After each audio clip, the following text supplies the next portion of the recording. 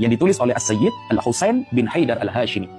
Nah, pada halaman 93 ada bab namanya Maratibun Nasabin, derajat-derajat orang-orang yang ahli nasab, ulama nasab.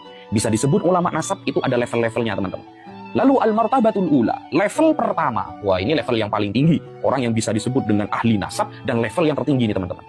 Al-martabatul ula, ruknun min arkanin nasab, huwa nasabatun hafidhun hakimun. Dia adalah orang yang ahli nasab, hafal, seorang hakim, dhabitun cekatan, mutskin. Wah, ini jauh sekali kalau kita bandingkan dengan Kiai Imaduddin, ya jauh. Ma bainal masyriq wal maghrib, antara timur dan barat ini.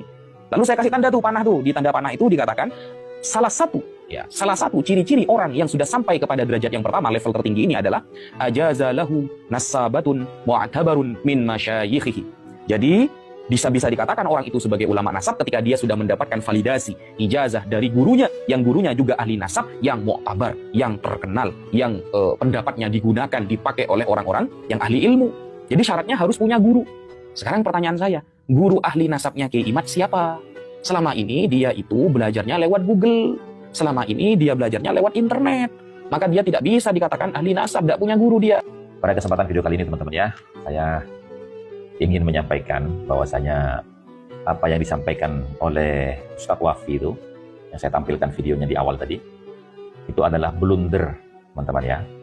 Artinya apa? Dia membicarakan orang lain, sejatinya dia menyerang dirinya sendiri, teman-teman. Dan rekan-rekannya yang lain yang sejalur dengan dia.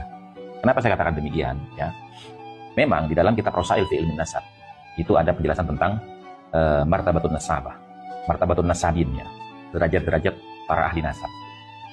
Nah, kemudian dia itu membacakan takbirnya itu. Nah, tujuannya adalah apa? Untuk menggiring opini publik. Ya, bahwasanya Kiai Imad itu tidak punya sanad di dalam disiplin ilmu nasab. Sehingga orang yang tidak punya sanad di dalam mempelajari disiplin ilmu nasab tidak layak disebut nasabah. Maka kalau tidak bisa disebut nasabah karena tidak punya ijazah atau validasi dari seorang guru yang memang ahli nasab, maka apa yang disampaikan oleh Kiai Imad selama ini tentang batalnya Ba'alawi itu tidak bisa dibenarkan secara ilmiah. Itu tujuan penggiringan opininya si Wafi. Dengan mengatakan bahwasanya Kiai Imad itu selama ini kan hanya belajar di Google, melalui internet. Tanpa disadari, teman-teman, pertanyaan itu berbalik menusuk terhadap dirinya sendiri dan teman-temannya yang lain. Kenapa saya katakan demikian? Karena begini, teman-teman. Ustadz Wafi ini, Ustadz Idrus Romli, kemudian Rumel Abbas, Muhammad Nafis,